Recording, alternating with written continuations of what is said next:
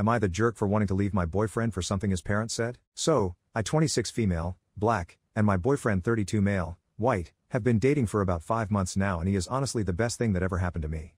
He is the first guy who's ever made me consider marriage and starting a family. I did love him. Now to the story. Last weekend was his mom's 60th birthday and my boyfriend was going to go to the birthday party. He thought it would be a nice occasion for him to introduce me to his family, so he asked me to join him. We let his family know that he was bringing me and they were okay with it. His parents' place is 3 hours away from the city we live in, so we decided that we were going to spend the night. So, we arrived at his parents' place and his mom, dad, brother and sister were there. They hugged me while greeting me and I honestly thought they were genuinely happy to meet me. It didn't feel like anything was off. They all seemed like nice people. So we spent the evening talking, and there was a lot of laughter and everything was going great. At around 8 p.m., my boyfriend and his brother leave for the airport to pick up a relative of theirs who was flying in for the party. So, I'm left at the house with his mom, dad and sister. I didn't feel unsafe or anything. They had been nice to me the whole time. I had left my phone charging in the room we were going to sleep in, so I excused myself to go check if I had any important messages or calls.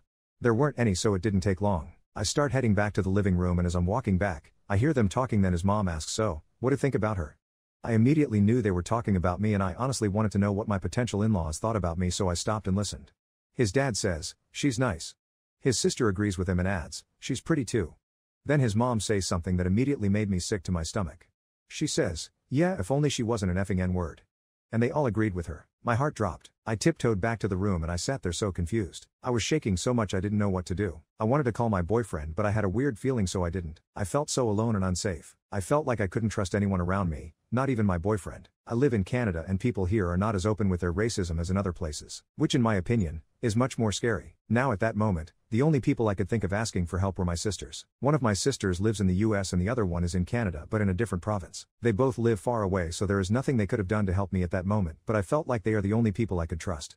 We have a WhatsApp group chat, so I sent them a message telling them what happened. I have lived in Canada for a couple of years but it's not easy to make trustworthy friends here. Canada is a lonely place. I have met a lot of people but I don't feel like any of them are my friends. If you are an immigrant in Canada, you probably understand what I mean. Anyway, back to the story. So my sisters were like, "You need to find a way to get out of there immediately." They tell me to make up an excuse saying I had an emergency and needed to leave. I stayed in the room for some time scared to death. It took everything in me not to start crying. After I had collected my thoughts and calmed down, I did what my sisters told me to do. I hadn't unpacked my bag yet and luckily, we brought my car cause it's fuel efficient compared to my boyfriend's. I took my bag and car keys and passed the living room in a rush saying something came up and I had to leave. I didn't give them a chance to ask any questions. I just got in my car and drove away. It was getting late and I wasn't in the right state of mind to drive back home. I just wanted to get as far away as possible before stopping at a hotel for the night. My boyfriend had called me a couple of times. I called him back but I couldn't bring myself to tell him what had happened, so I gave him the same excuse I gave his parents. He asked if he should come home as well and I told him it wasn't necessary. I went home the next day and my boyfriend showed up at my apartment a few hours later. I looked at him and it felt like all the love I had for him had just disappeared. Though I acted like everything was fine, I wondered if he was racist too. He had been so great during our whole relationship. I never once felt like he had any racist thoughts or feelings. But I can't help but think about how his family made me believe they were nice people, and I keep wondering if he's also just pretending to like me.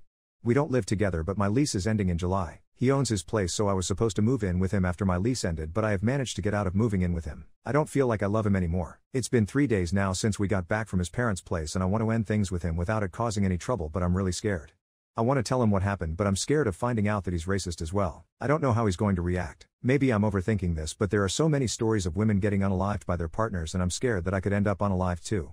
I guess I'm imagining the worst case scenario and I'm judging him based on his parents' actions and not his. But I am genuinely scared. Even if he isn't racist, his family is. And if we stay together, no matter how much I try to avoid his family, there are still going to be situations where I'll have to interact with them and I don't think I can ever move past what they said. Please help.